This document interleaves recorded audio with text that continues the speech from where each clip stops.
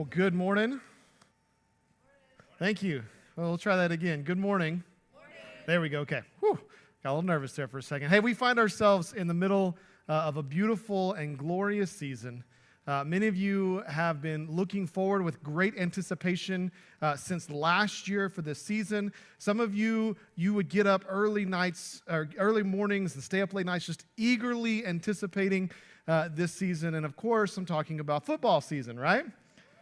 We find ourselves in the middle of football season, and regardless of who you watch or support, whether that's a local high school team with the playoffs getting started, or a college team with bowl dreams, not anticipations, or maybe an NFL team with Super Bowl, well, unless you support the Chiefs, Super Bowl anticipations. Regardless of who you support, we find ourselves in football season, and I want to let you behind the veil of an aspect of football that many of you may not be familiar with.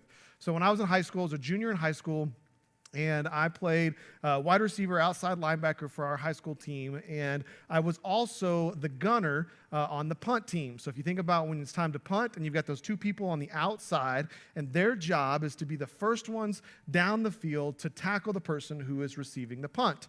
And so that was my job. That was my role on the punt team my junior year in high school.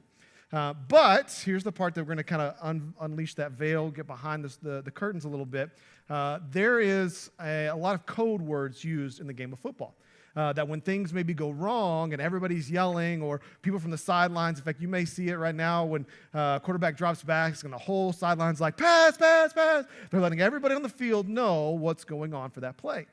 Well, with a field goal or with a punt, there is a certain term. For us, it was the term fire. And that meant that something was going wrong with the punt or the kick, a bad snap, fumble, drop the ball, whatever. And so fire was the indication to everybody that we're changing the play. And me, as a gunner, my job was to no longer try to tackle the person who was about to receive the punt, but my job was to break off into a route to try to be a receiver for my punter who's now running for his life, right? And so my junior year in high school, we're playing a game, and I'm the gunner, and I take off running. I've got my eyes fixed on the guy who's about to receive the punt, and I hear those words, fire, fire, fire. And immediately, I've been trained, I've been practicing, we've been through the routine. Immediately, I know what my job, my role is, my responsibility is to put my foot in the ground, to plant, and to go out like I'm running a pass play. And so I do that. I put my foot in the ground. I turn just in time to see Matt, who was our punter, but he was also our quarterback, which meant he could actually throw the ball when he's running for his life. And so I see Matt running for his life. And as I turn back to look at Matt, just as he is getting, just smashed by two different guys, he throws the ball up for me running my route to the sideline. And so I see the ball up in the air, and y'all know that I like to think and talk at the same time. I think like 17 different thoughts as I'm like having a conversation with somebody. And so as the ball is in the air, I've planted and I'm going this way, and I'm like, oh, I could catch that. Like, that's a catchable ball, right? And so I'm running going, oh, this is going to be good, right? This is going to be one of those like great plays. However, another thought occurs to me as I'm running, watching the ball, thinking all this at the same time. I'm running, and all of a sudden I'm like, hey, I'm getting really close to this imaginary line that is the out-of-bounds marker, right? And I'm like, oh, this is going to be even better, because now not only am I going to catch this ball, get us a first down, and we're going to be going, I am going to catch it on the sidelines, which means that I'm going to do those like Sports Center plays, and I'm going to like drag my feet, right? 2 toes, I'm dragging, and I'm going to lay out, and I'm going to catch this ball, okay? And so I'm like, big old grin on my face as I'm running full speed. I'm like, oh, this is going to be awesome. So I reach out my hands, and I'm starting to drag my feet when I realize I'm not going to be able to catch the ball if I stretch out with both hands. The ball's just a little bit too far out. So I make the decision to pull one hand back and stretch out a little bit further. And I go, oh my gosh, not only is this going to be a first down, not only is this going to be an amazing catch, I'm dragging my toes on the sideline, but now it's going to be a one-handed catch, right? And I'm like, this is amazing. So All this happening in like 2.5 seconds. So I'm running, I slide my feet, I'm dragging the toes, I stretch it out, the ball hits, I catch the ball, I bring it in, and I'm like, big old cheesy grin as I'm going to the ground going, this was an amazing SportsCenter top 10 play. And then I hit the ground, and immediately the ground pushes my shoulder up, and it dislocates my shoulder, pops it out. But because I'm a fantastic wide receiver, I hold on to the ball, right? Like, you gotta get the first down. So I catch the ball, and I roll over. The whole crowd's going nuts. My team's going nuts. We're like, yeah, they're all like, first down. And I get up, and I put the ball down, and I start running that way that you never want to see somebody run in football. That run where you're like, don't move the shoulder, don't move it. And all my teammates are like, yeah, and I'm like, don't touch me, right? Because all of a sudden, I've got so much pain in my shoulder. And what happened in that moment is I no longer cared for this good thing that just happened in my life because of this bad thing that just happened in my life. And in that split second, no longer could I see this amazing SportsCenter catch because all I could focus on was the pain. And I think so many of us find ourselves in that place in this year, in this season, in this time of life, that we can no longer focus on the good things about our life because we're so inundated, we're so saturated with all of the negatives and the bads and the heavies and the hurts. And so that brings us to today. We've been walking through the book of Philippians. We've been walking through all of these ways that we can, no matter what, we're going to hold on to these truths and to these values. And we come to this morning, and we're going to preach on this idea of contentment no matter what. Contentment no matter what. Contentment is just basically the state of being mentally or emotionally satisfied with things as they are. And some of you are like, Michael, that is a bold claim in the middle of a year like we're having to face, right? In the middle of all of the difficulties that we're having to walk through, you're going to sit there and be, yeah, let's be emotionally and mentally satisfied with where things are. Like, we've had people who have lost jobs over the last 9 months. There's been sickness. Anxiety has been higher than ever before. Stress. We live in a very hate-filled world in a lot of different ways. We have lots of heartache because of all of the heaviness and the brokenness that we see around us. And we're supposed to be content in the midst of that. We just came out of a season, many of you celebrated like I did, the overabundance of gloriousness that is the Thanksgiving holiday and the food that comes with that. But one of the things that I love about Thanksgiving is that it's a time for us to refocus our attention on the things that we're thankful for. And I hope that you were able to do that over this week, to be able to say, you know what, in the midst of all the things that are difficult and going wrong and bad and hard, I'm thankful for my family. And I'm thankful that we have a roof over our head. And I'm thankful that we have maybe some jobs still in the midst of a pandemic. And I'm thankful that we can still provide for our family. We look at the ways that maybe we can still be thankful for some things in the midst of a difficult time. But maybe you were like me and you got this question. I got this question a couple times this week, is what do you want for Christmas? Like, immediately in the midst of this season that we're, oh man, I'm so thankful for all these things. Man, all this is enough. This is all I could really ever need. But let me give you a litany of list of these 12 things that I want, right? That we sit there and we turn our attention to, well, this isn't good enough. Now I want this, and this. And I know it's true because we have developed over the last 15, 20 years this thing called Black Friday, where people go out and they shop for all the things. That's turned into a Black Friday week in many places. In fact, this year it kind of turned into a Black Friday online. That all of the things, all the deals, we got to get this for so-so. We got to get this for so-and-so. All the things that we want in life. And most of us continue to seek for more, but we're never truly content with life. We're always in that place of, I just want more.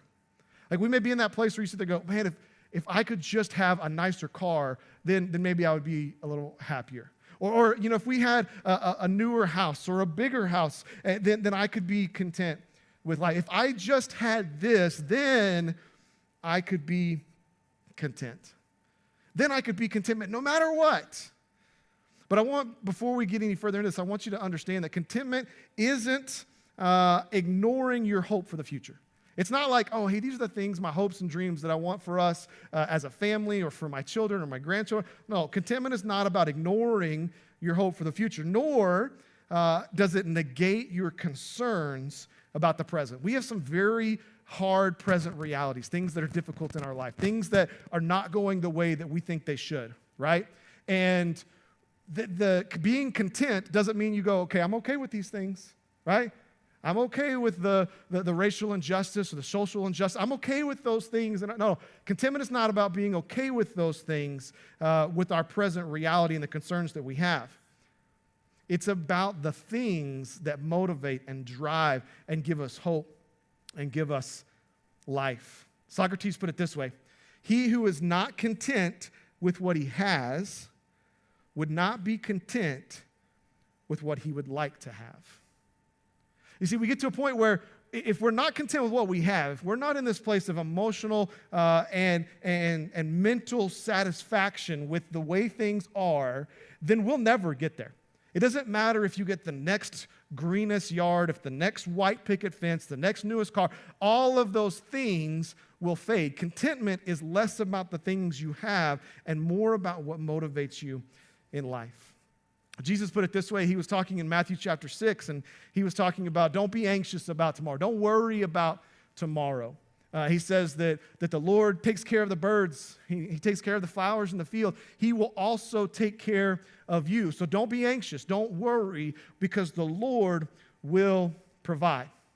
And it's real easy. Like, that's one of those things, you put on a bumper sticker, you put it on a card, you put it on an iPhone wallpaper background, so you look at it and go, man, God's going to provide for me.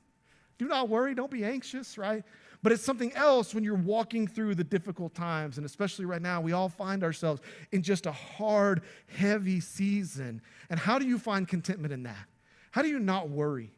Like, I don't know anybody, if you're in this room and you're not worried, like, seriously, you may need medicine, because like this year is heavy. It's hard. Like, there are lots of things for us to worry and be anxious about, and being content doesn't dismiss that worry. What it does is it gives us a different perspective about that worry.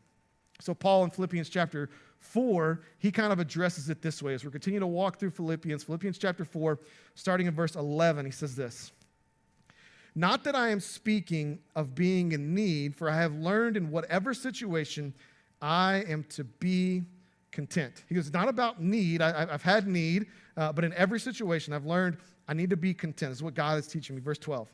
"I know how to be brought low, and I know how to abound. In any and every circumstance, I've learned the secret of facing plenty and hunger, abundance and need." And listen, verse 13. "I can do all things through him who strengthens me." Now, if you're like me, Philippians 4:13 is very familiar. I was that person when I was in high school. I had a shirt that said, "I can do all things through Christ." Like, I would sit there and I was like, yeah, Philippians 4:13, I can do all things through Christ who strengthens me. Like, it was this pride factor. It's like, yeah, I can do all these things. You know why? Because my God is awesome, and he's filled me with these things, and I can do all of these things. But when you put Philippians 4:13 in context, and you say, why can Paul do all things through him who strengthens me? It's not about his gifts. It's not about his abilities. It's not about the highs. It's not about the lows. It's about the fact that he has learned to be content with all things. He can do all things through Christ who gives him strength, because it's not about the highs. It's not about the lows. It's not about the plenty. It's not about the need. It's about being content. It's about being mentally and emotionally satisfied with where things are. Paul goes on, Philippians 4:19 says this: "And my God will supply every need of yours according to his riches in glory in Christ Jesus." Now, parents in the room, I'm going to treat you like you treat your kids. You make sure that you understand what he's actually saying there. He did not say, "And my God will supply every want."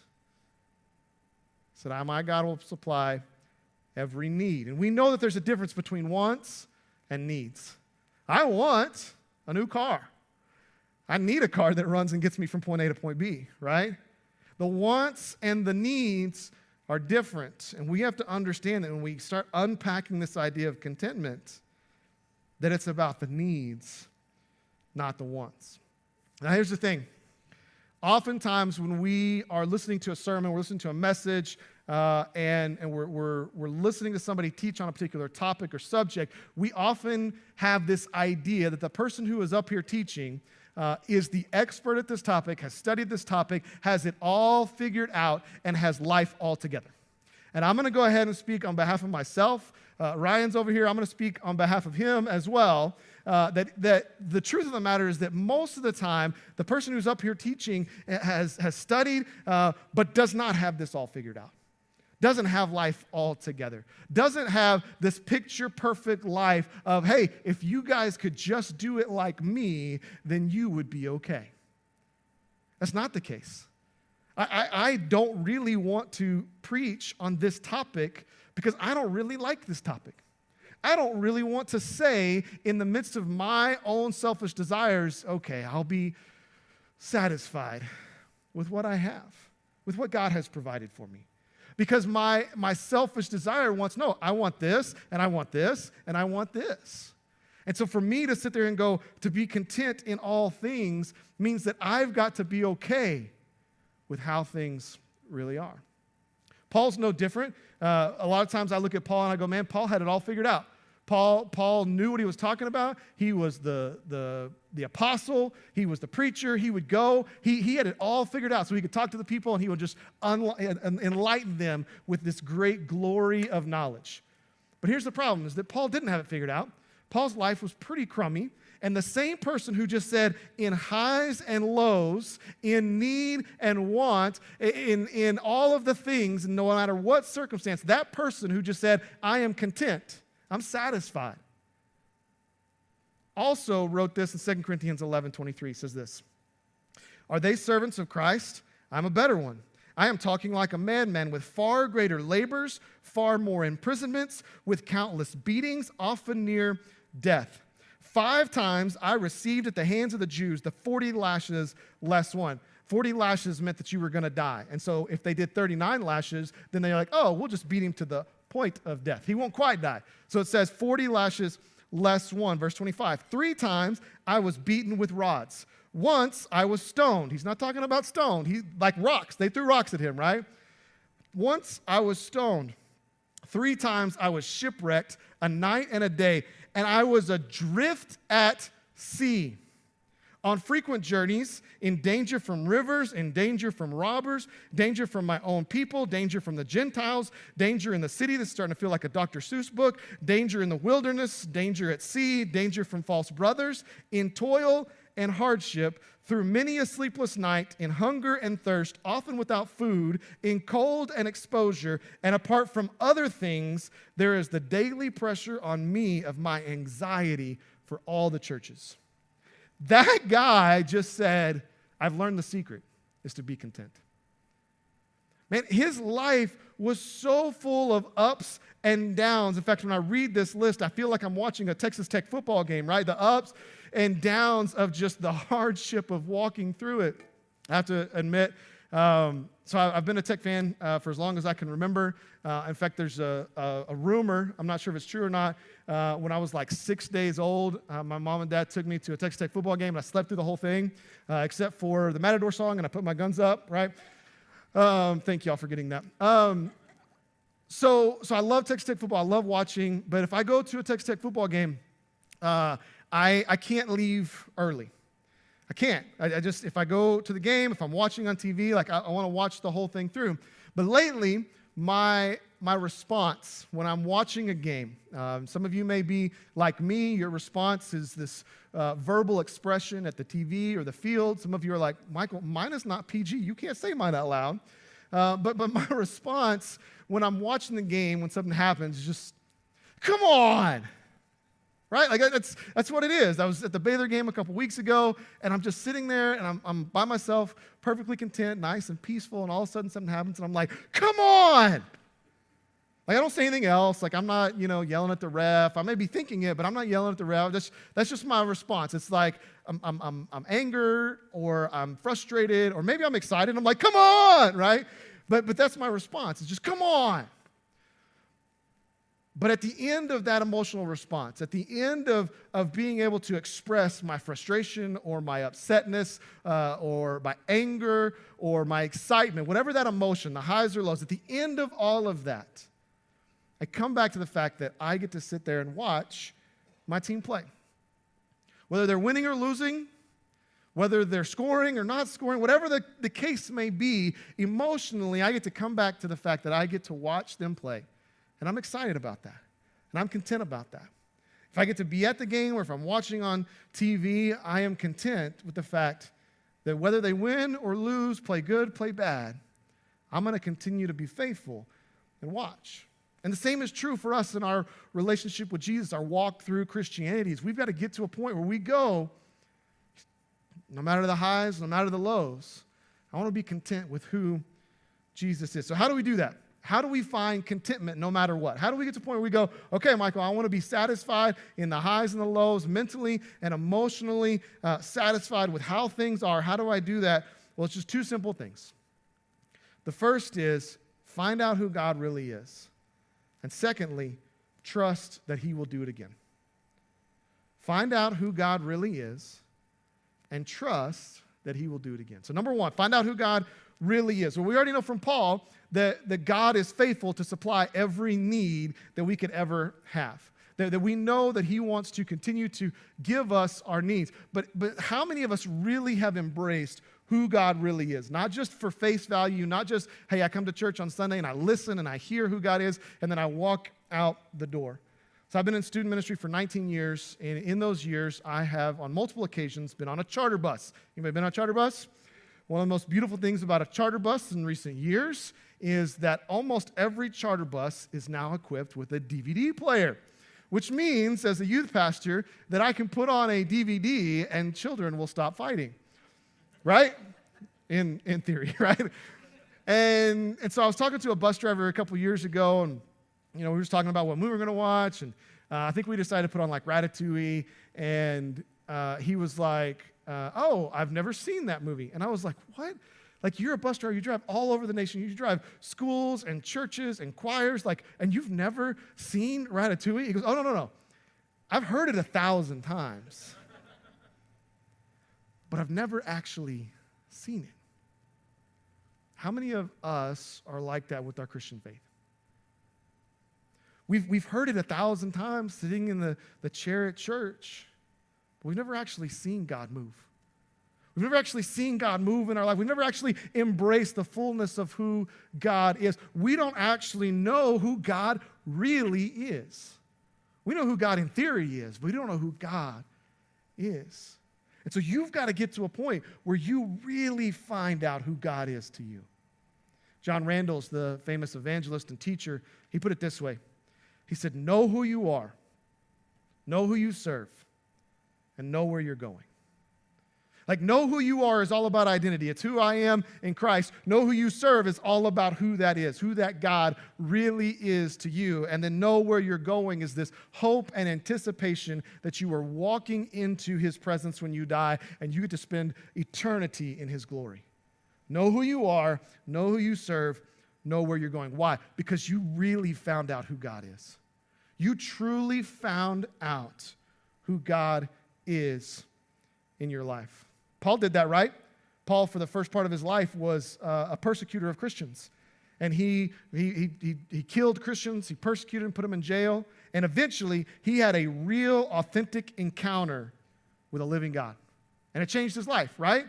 He went from Saul to being Paul. It dramatically changed. Why? Because he actually found out who God really is. So we've got to find out who God really is. And secondly, trust that he will do it again. If God really is the one who's faithful to supply all the needs to his people, that if we trust that he will do it again, we can walk through any dark time. We can walk through any heaviness. We can walk through any turbulent season of our life. Why? Because we know who God is, and we're trusting that he's going to provide again. We're trusting that he is going to do it again. Many of you know John Wesley was a preacher and teacher early in the Methodist system. Few of us know about Charles Wesley, who was his brother. and John and Charles would travel together. John would do all the preaching.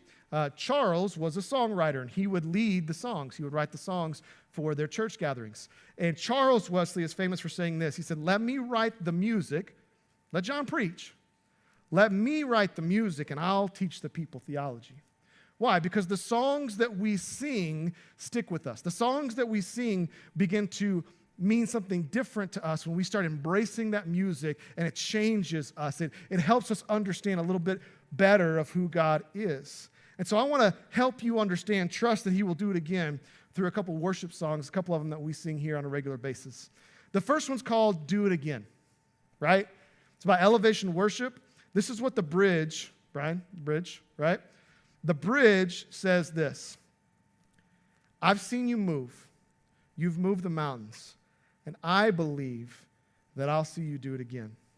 You made a way when there was no way, and I believe that I'll see you do it again. Like, isn't that just so true to where we are in life that we sit there and go, God, you need to make a way through 2020 because right now it feels very dark and bleak. I don't feel like there's a way to get through this, yet because we're trusting that he's going to do it again, we believe that, we proclaim that. The second is a song called Always. It's written by Pursue Worship, which is a worship ministry here in town over at Church on the Rock. And the song goes this way. It says, I know that you are able to heal me, but even if you don't, I will worship you always. In every season, in all things, my song will never change. This right here is a beautiful picture of contentment because it's talking about, God, I know that you are able to heal me in the midst of this season, but even if you don't, I will worship you always. It doesn't matter the highs or the lows, the healing or the sickness. God, my song will never change because in every season, I'm going to worship you. The last one is a song called Run to the Father. It's by Cody Carnes. And this is how the chorus goes. It says, I run to the Father. I fall into grace. I'm done with the hiding, no reason to wait. My heart needs a surgeon. My soul needs a friend. So I'll run to the Father again and again and again. It's this idea that, you know what? Life is difficult sometimes. Life is hard. Sometimes life is great. Sometimes life is hard. But in the midst of every one of those seasons, I'm going to run to God over and over. Many of us right now, in the midst of the season that we're in, we resonate with that idea that my soul needs a friend. We feel lonely, anxious, depressed, isolated. We just need a friend to be there for us and with us. My encouragement to you is to run to the Father again and again and again. You see, contentment, the state of being mentally or emotionally satisfied with things as they are, is not about anything about your life. It's solely because of who God is. That you get to a point where you go, I've got my eyes fixed on God, that in want and need, or when I have plenty and abundance, when things are difficult and low and hard, or when things are good, my eyes are fixed on God and I'm content with life. Real contentment comes not from controlling the world around us, but by giving up control to the world within us to God.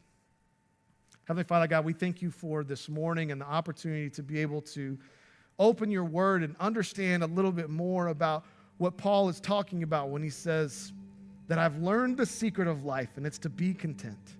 I've learned that in need and abundance, in sickness and in health, God, that I can be content because my eyes are not fixed on the things and the stuff and the things that I continue to want, but instead my eyes are fixed on you and the glory of who you are, that you are enough to fulfill and satisfy my every need. So God, my prayer for each of us as we walk through this season, as we continue to have heartache and hard times and heaviness and frustration and struggle, that God, it's not just about, oh, I'm thankful for all these good things and I'm just going to ignore all the bad things. But God, help us see both the good and the bad and still say that you are good, and still say that you are worthy. God, help us find contentment in a season where it often it proves difficult to truly say, I'm satisfied. My encouragement for each of you in the room and those watching online is that contentment can be difficult because we have to put our pride to the side, and we have to say, you know what, all these things that I want, I want God more. And I'm willing to say God is enough for me. And then all of a sudden I can be thankful for the things that he provides and the things that he gives and the things that he allows me to have. I can be thankful for those things because I don't need those. I need God. So my encouragement to you this morning is this. Find out who God really is. Find out who God really is to you. Is he an abstract character on the shelf of your bookshelf? Or is he a real, living, breathing entity that sustains and gives you life? Find out who God really is. And then trust that he's going to do it again and again and again and again.